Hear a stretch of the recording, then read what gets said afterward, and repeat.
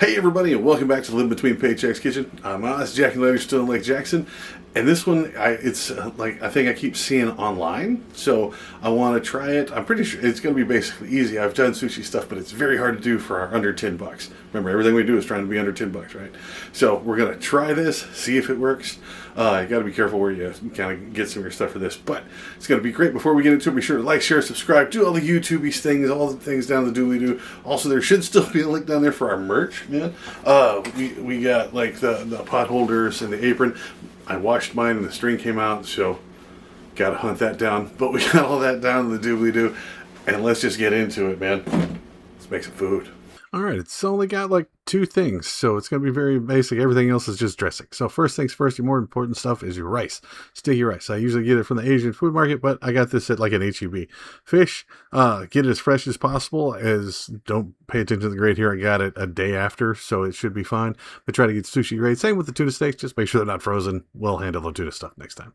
So I like to dress mine with a little bit of green onion when we're done. Some sesame seeds, maybe. But yeah, green onions is just fresh veg that you put on there. Actual wasabi, not just the horseradish stuff, but if horseradish stuff is all you got, do that. I also like to dress mine with ponzu instead of soy sauce. It's just a little more citrusy bit of fermented fish squeezings. Now, this stuff I'm going to pronounce weird. It's furikake. Just remember that bukkake means to cover one thing with something else. But these got different seasoning and stuff to it. It's like wasabi and ebi and salmon, and you can get all the different kinds of flavor. But you put it on it, not only does it make the rice taste a little better, other than just plain ass rice, but it makes it look fancy. And that's what I look for. The trick is doing this online is an ice tray and some plastic wrap. I can only get the cling stuff, so that might be a pain in the tuchus. But we're going to start with the rice. This is the part that takes the longest. So I'm going to get you a decent sized bowl. You get you 1 cup of rice. Now this is going to be more than enough for the tuna or the salmon that I'm using here, or just the tuna, either one. So you're going to take this and you want to cover, or you're going to want to rinse it until it runs clear. Right? Now, I'm not going to show you my sink because it's full of dishes. And then now that we've had it rinsed out, we're going to cover this up and cover it up about an inch or to the joint in your finger. Now, I'm using my Whataburger cup here. I'm going to take it, just regular water, but you want to put it about to that joint in your finger right there between the top of the water and the top of the rice. Okay?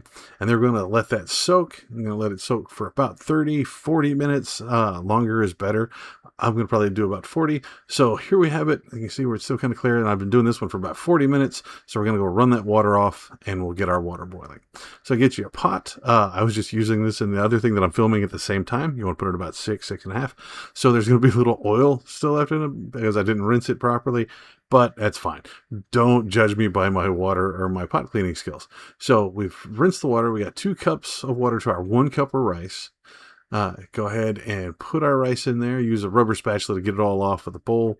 It's fine. Get it all out of there. Blap, you're good. Don't mind the light not working exactly the right. So let's bring this to a boil. Doesn't take but a minute or two.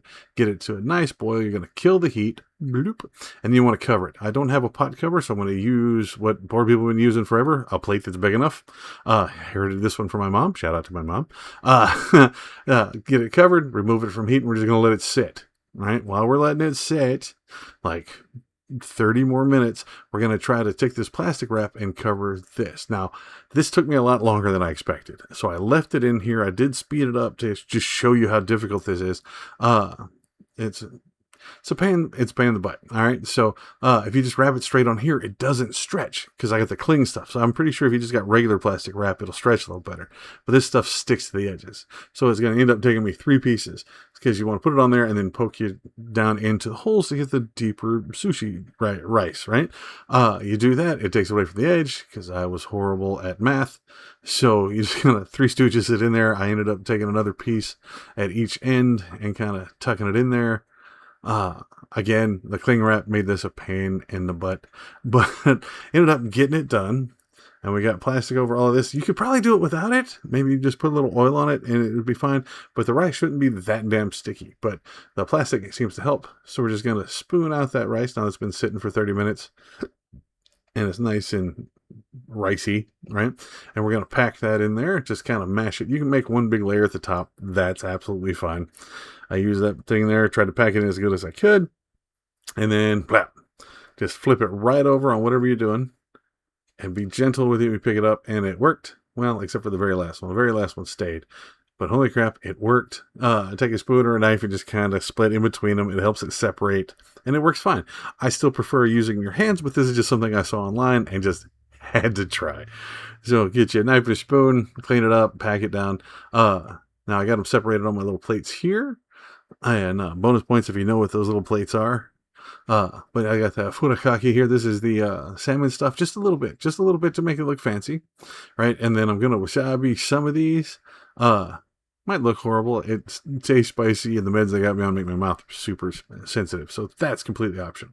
Now this, if you don't have skin on, you're just ready to go and just slice it up and you're good. Now this one's a pain in the tuchus, and I don't have a sharp knife. Again, shout out to my buddy Andy. I got to get you my knives because I'm going to be hacking at this salmon.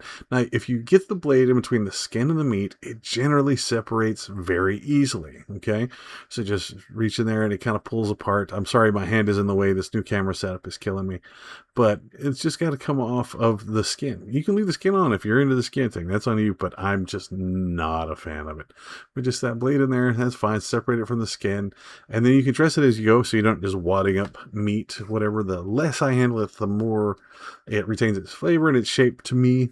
So I just split it a little bit, and then I'm just going to cut it top down. And then there you have it. Just take it. Here, let's put it across the rice where you can see it. That's a good big piece. But separated for me. But we're going to stack that up there. But just do this. Both of these little salmon steaks over here. See how pretty this piece looks? And just lay it across there. It almost looks like it was done by a professional who has a concussion and is kind of drunk. But it tastes amazing. So it's one of those things, don't judge it by how it looks. Let's see, we went back, did that whole 2 steaks. It was making all of our rice, so it's absolutely good.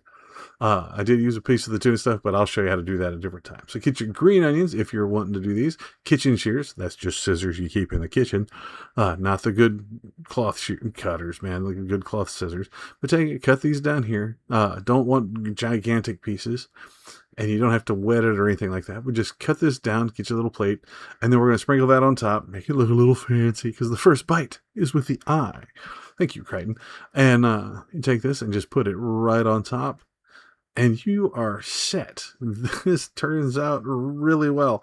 Just make sure you get the proper stuff for this and you do it in a timely manner. Now, this is Editor Oz coming from the future, reminding you that eating any kind of raw fish or raw food, especially seafood, has inherent risks. So please, please, please be careful. Get your fish as fresh as possible. And if you have any doubts about it, just don't do it, okay? I don't want anybody getting sick on anything we've made. But this turned out really well. I'd like to try some more. I'd love to get in here and do some rolls with everybody. But the nigiri here is just amazing. And if I could find an Ika Sensei recipe for under $10, I would absolutely do it. Let me know if you tried this. Let me know if you think I did it horribly, horribly wrong. I would love to revisit it. And there you go. That's straight up sushi made at home. That is so good. I just sat down and ate all of it. I am so full. I will see y'all next time. Please be sure to check out our social media. We're on Facebook, Pinterest, Patreon, and all of those. Not Instagram, because they deactivated our stuff for some reason and won't let me back in. So, I'll see you around on other stuff and TikTok. We're doing live. Today was live, man.